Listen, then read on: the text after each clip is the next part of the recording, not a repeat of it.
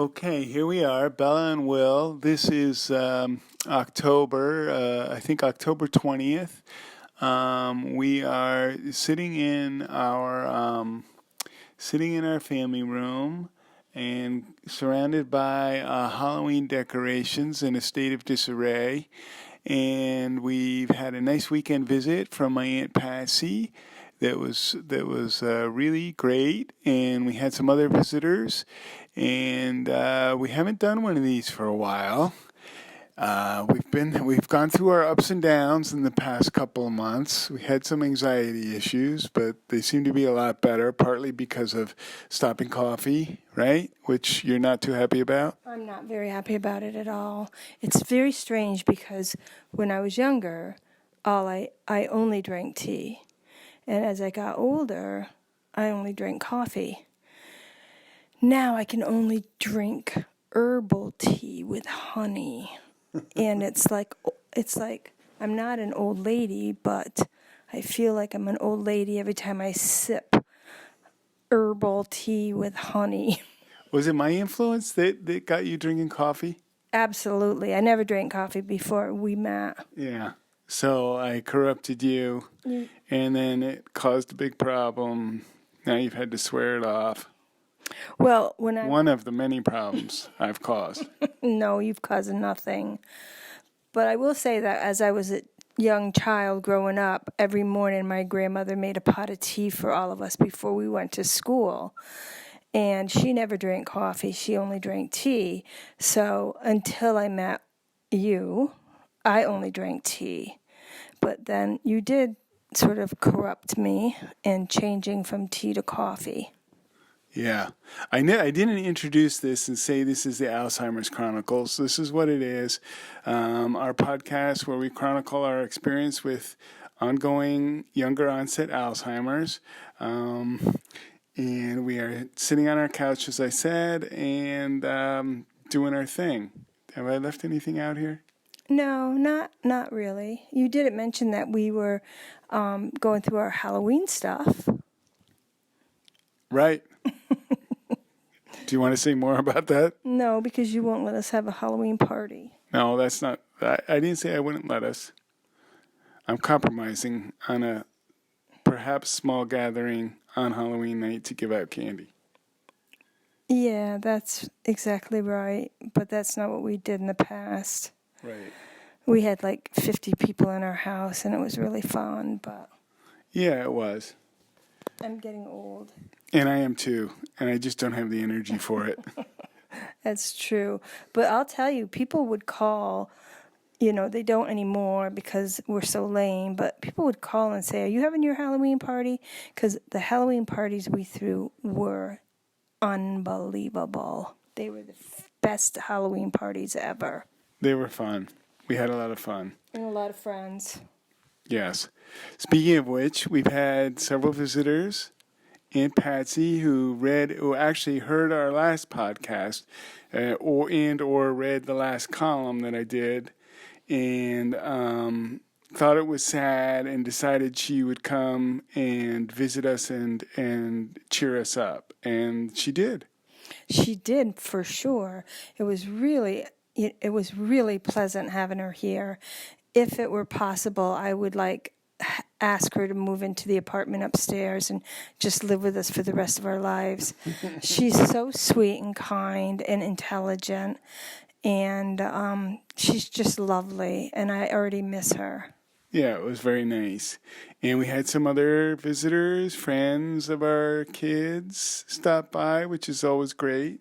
And happens a lot because I insist on it. I love having my children's friends stop by, and they do a lot, and I love that, and I appreciate them a lot. It's important that young people be around me. It is, and it's really, to bring it back to Alzheimer's, I mean, the disease does tend to isolate you a bit.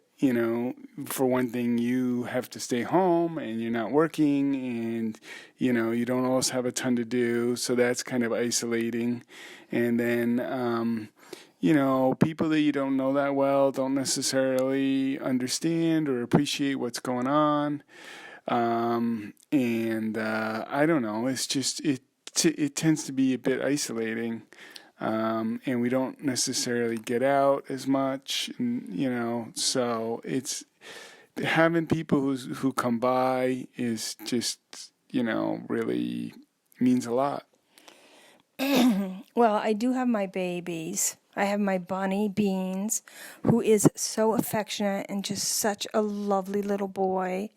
And I have the love of my life, which is my dog, Pepper, who I don't know what I would do without that dog. I walk her all the time. She and I love each other so much. But I keep busy. I like cleaning up the yard and organizing it, mostly because my dog has an injury and I don't want her to, slip or trip on any kind of a stick or something. So I go around cutting all the what are they called, that come up out of the ground? Roots. I cut them all as much as I can so that she would never get, tripped up on them.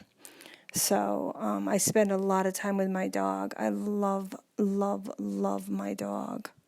You were on quite a mission to eradicate the yard of roots, twigs, sticks, wood chips.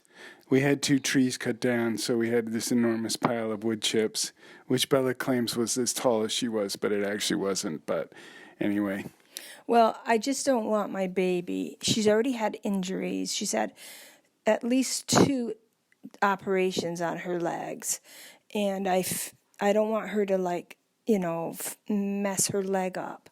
She won't even get in the car with me anymore because I think she's afraid she'll mess her leg up even more, which is really sad to me because for years she and I would drive around all through the mountains and in all other communities, and I would sing to, we'd have the CD playing Beatles songs, and she would eat treats in the back and lick my face, and now she doesn't dare get in the car.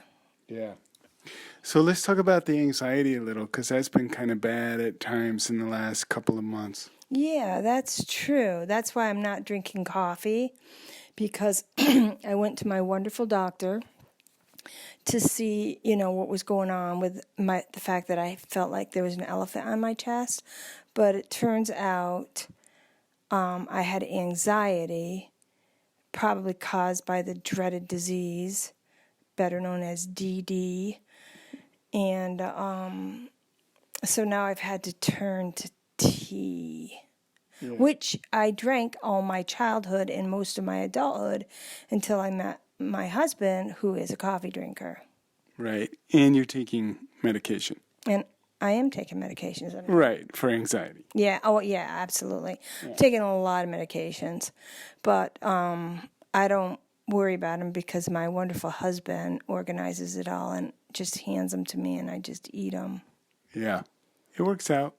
So, but it's really a relief. I mean, it's a huge relief for me that, that has faded. I mean, that whatever we've done, the coffee and the drugs is really working. Yeah. And I'm not sure if I'm repeating myself because I do that, what most of us who have Alzheimer's do. But 2 things. Aunt Patsy was here, and I know you mentioned it, but I can't even tell you how much I enjoyed her visit and how much I appreciated her flying across the country just to come and spend a couple of days with me. She's just amazing. I can't even explain how much I appreciate that and how important that was that she did that. That's number 1. Number 2, since I have Alzheimer's, I've thus forgotten. What was I about to say? I really don't know. We were talking about the anxiety. Yeah, well, you were talking about the anxiety. I was talking about the dog and Aunt Patsy. But, anyway, the anxiety has almost been eliminated because I can't drink coffee anymore, which totally kills me. but I don't drink it. But you've been quite disciplined about it. Well, if you had anxiety and you drank coffee, you would be very disciplined about it too. It's a horrible, horrible feeling. I feel so bad for people who have, I'm sure my anxiety is not the worst anxiety in the world. And I feel so bad for anybody who happens to have it because it's so horrible. I mean, it's just like, seriously, an elephant sitting on your chest, suffocating you. And fortunately, I have a wonderful doctor who has managed my medications, and I can pretty much live a really healthy, nice life thanks to him. He's just such a great guy. And does it feel like that's always there? Like that weight is always there, that pressure on your chest? Not since the doctor changed my medication and Right. made it all better. Right. No, I don't have that feeling. No, I know, but I mean when you were having the anxiety. Oh. It's not like in attacks, it's like kind of a constant thing. Yeah, no, it would come out, and it's sort of like sewer seeping out of the, underground coming up, and it's just horrible. Mm-hmm. I feel so bad for anybody who suffers from anxiety. I just can't even imagine it. Fortunately, I have an excellent doctor and an excellent husband, and I have a prescription that keeps me from, trying to throw myself out the window to get rid of the anxiety, which I would never do because I have children and actually I have animals that are really important to me. Yeah. But when you're feeling that way, you do sometimes feel a bit suicidal. Well, I haven't since can I say Dr. Hoy's name? I think so. Okay, since Dr. Hoy fixed my prescription, he's such a great guy. But since he, fixed it for me after I went in, it's been great. I feel very little anxiety. Right. But I'm saying when you're feeling that, you feel really sort of desperate and like verging on suicidal. It's really horrible. I don't know how people live with that. It is really, really bad. I really felt like every second of the day I was going to die. And it did feel like there was something sitting on my chest.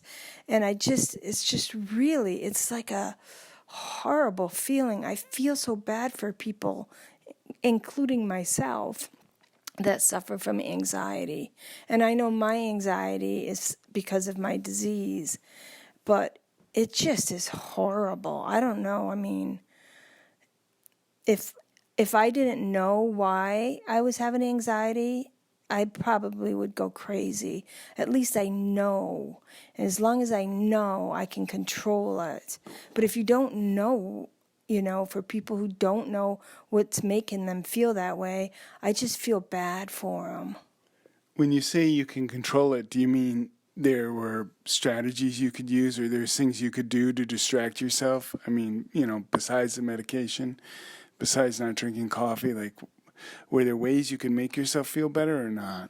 Well, I'm not sure if it were ways to make myself feel better, but I do a lot of gardening and spending time with my animals. Like I walk my dog.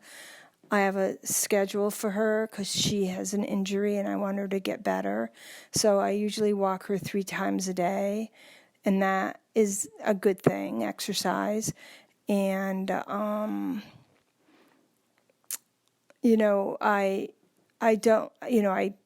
throw myself into stuff, and it distracts me. Right, and that's better than just sitting around. Yeah, no, I couldn't do that. I can't sit around. Even before I had anxiety and all the other issues that have opened up in my life, I'm not someone who can really sit around. Right, and having people present that you care about, who care about you, I mean, that makes a difference too, it seems like. It really does. I love, my girls have lots of friends, and the and some of them grew up in my house to some extent. And when they come through, they always stop and see me, and it's hugely important.